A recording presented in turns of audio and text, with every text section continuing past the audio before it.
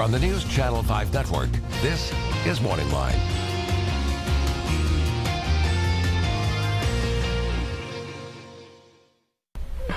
Good morning, everyone. Thanks for joining us on MorningLine on this Tuesday. Hope you had a good holiday weekend. Hope you took a moment yesterday to honor our fallen veterans during Memorial Day yesterday. And now we're back at it with a short week, and I invite you to join in the conversation this morning. The question is, yesterday a lot of people get together. They had barbecues or gatherings with family. And what did you eat? Rick was just back there in control talking about, tell your guest this morning about what you ate. I ate too many ribs yesterday, all right? Darn. It's okay to splurge once in a while, but the question is, diet, especially as summer's upon us, and staying hydrated as you get out in this hot weather, all of that. We're going to get into any number of things that you might want to talk about. We'll open up the phone lines, get the number. Oh, there it is, 737-7587. Living Healthy. That's a broad-based umbrella. We'll try to get it down specific and take your phone calls as well. With, it says here, holistic coach Holly Ladd is with us this morning, but she's so much more than that. Good morning. Good morning, Nick. How are you? It's nice to see you. Holistic coach, but you're in transition, you tell me. Yes. Talk to me. So I am currently in a program called the Functional Medicine Coaching Academy, which will certify me to be a functional medicine health coach, so I can work specifically with functional medicine doctors who are... You're talking about MDs? MDs, okay, so yes. As it is now, what do you do? How's that different now? Well, it's just I have more scientific knowledge, I have more specific knowledge that allows me to work with the functional side of medicine, because they do things a little bit differently. You're right. Well, they prescribe medicines and things like that. They prescribe medicines, but they prescribe a lot of lifestyle medicine. I see. So that I can help the client transition and follow the lifestyle medicine prescription, because a lot of people get this thing like, I can't eat gluten, I can't eat dairy, I can't do this, I can't do that. What am I supposed to do? So that's where I come in and I sit down and say, okay, well. But you do that anyway, don't you? I do. Okay, but now you'll be working more in concert sometimes with physicians that maybe then will have a client that they'll refer a patient to you to say, this is what we've decided this person needs to do. Exactly. Can you help them make it through that? Well, that's great. That's good for you for business-wise. It's just another avenue. But essentially what you're going to be teaching, you'll be following perhaps this physician's prescription for their lifestyle changes. As it stands now, if you're not dealing with a physician, you have clients come to you and you talk to them, and then you come up with whether you want to lose weight or you want to, exercise in this way. This is what you do, right? Absolutely. I mean, it's really what I do, but it's what I do with working specifically with a doctor. And an emerging trend in healthcare right now is practices with multiple professions. So you'd have a doctor, a health coach, a nutritionist, maybe a personal trainer, an acupuncturist. So all these people are working together to help the patient. That makes sense. More and more, everywhere you go, it's integrated. Exactly. There's so many aspects to attack something. Now, I think what I want to know, and what most of our viewers want to know, is what you had to eat. How'd you know I was going to hit you with something weird? She knows me well enough now. As soon as I get started, she's like, Nick's full of it. So what did you have to eat yesterday? I mean, did you have... it was Memorial Day, and for a lot of people, maybe, they're grilling. You always say that. And it was perfect weather for that, or whatever. What did you eat yesterday? What did I eat yesterday? I mean, just a couple things. Just throw it your way. Maybe nothing out of the ordinary. It was not much out of the ordinary. But I made a roasted chicken last night. You made a roasted chicken. And where did you get that chicken? I got that chicken at Whole Foods. Okay, so it is a antibiotic-free, hormone-free. Organic, yeah. Okay. Not pastured, but close. Close. Okay, so you had a chicken last night. Had a roasted chicken. All right. That I put some spice rub over, and then I made a salad with some cucumbers and avocado, and then I grilled some broccoli. Yeah, I see. Now I'm feeling guilty. That's well, I had ribs. We had some chicken too. There you go. We had a watermelon and feta salad. Excellent. That was pretty good. And then we had this. Yeah, wasn't that good? And then we had a big salad just with all kinds of stuff. So we had the greens. That was fine. I mean, ribs are whatever, right? Okay, it's pork. And well, what about pork? Talk to me about pork. Pork is fine every once in a while. It's the other white meat. It's the other white meat, depending on where you get your pork from. I know, and that's really what it comes down to. In fact, we had this conversation.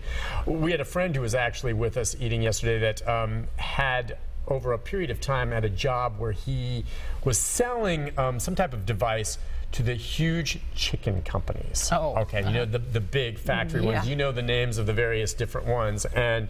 And he said that some of these companies, when he'd go to them, and he wasn't selling the chicken, but he'd see what they had set up. And he just said they were awful. Yeah. just absolutely awful. And he says he's heard that it's even worse when you go to these huge company farms that have beef.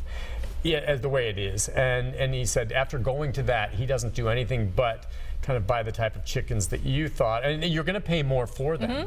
But that, the free-range chickens or the antibiotic-free chickens, things like this. Yes, and it's becoming a trend too. I mean, you're noticing more and more and more chicken producers going with antibiotic-free chicken, right?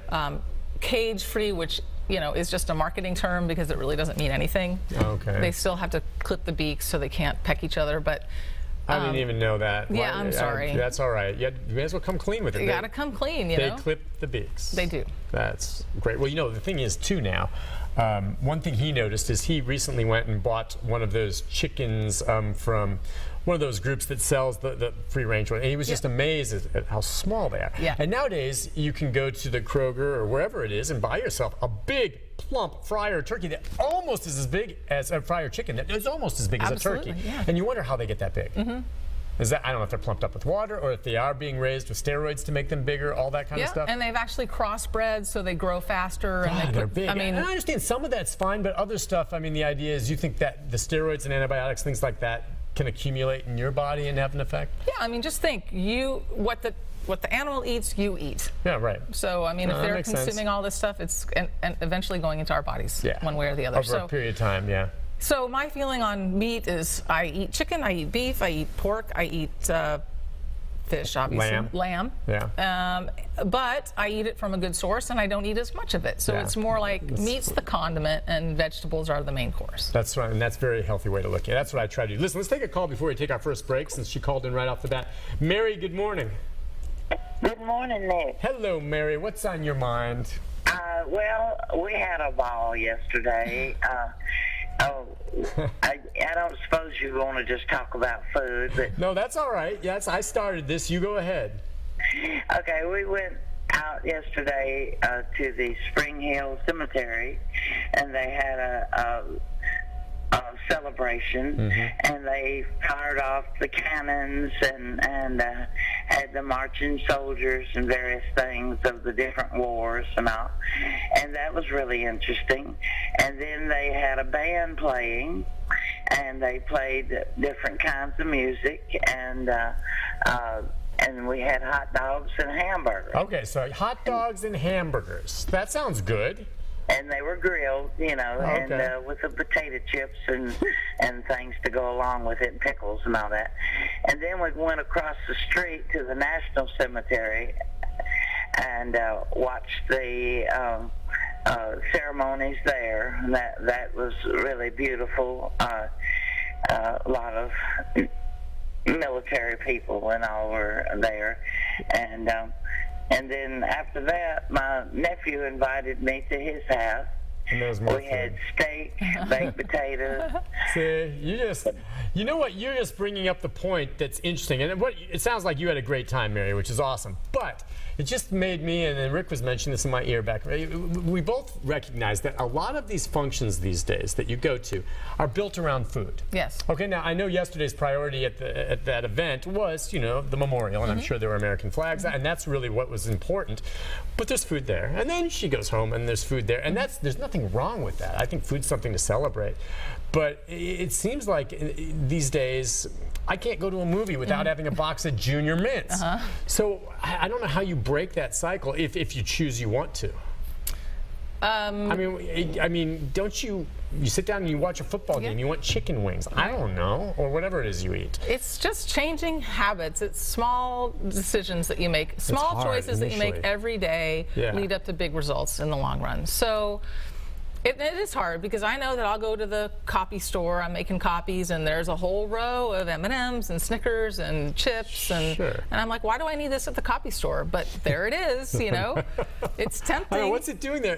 You're bombarded by it. You're bombarded by it. And the commercials constantly. But I mean, I like that stuff tastes good, I guess. But I do find that if you go in incremental steps and walk away from, for instance, fried foods, you used to eat more of that. But now, literally, and I still like a French fry or something once in a while. If I eat even a small bag of McDonald's French fries, it tastes great going down. I feel kind of yucky later. And I hate to say that. It used to be I could eat it and never feel anything. But because I've gotten away from it, my body's now like, you know what? We don't like all this grease. Exactly. exactly. So once you've made the turn and the transition, you find that your body doesn't like it. I'm working with a client currently who used to drink sweet tea like it was water. Yeah. And he hasn't had sweet tea in a month, and he had a little bit the other day, and he's like, ooh, I don't like that. It's too sweet. It's too sweet. Gosh. Yeah. Yeah. So it's first of all, it's making the decision that you want to make a change. And I mean, that has to come from within. Like, why do you want to make the change? Why do you want to eat better? And then secondly, it's just making small decisions throughout the day. Personally, I always have a bottle of water with me and a bag of nuts. It's my emergency kit. What kind of nuts do you like? Any nut. I'm a nut fanatic. Yeah, what were those nuts you brought me? Oh, the curry cashews. Good. You're a bad girl. They're good, aren't they? No, they're good, but not when you eat a whole dang bag. God, they're so good. Man, you brought those in. They were yummy. All right, listen, we need to take a break on that note. When we come back, the number is 737-7587. We'll get into more specific things. You know, there's a big umbrella under living healthy, and she can help on so many ways. So if you have a question or comment, join us. We'll be back with more right after this. Have you made any more nuts?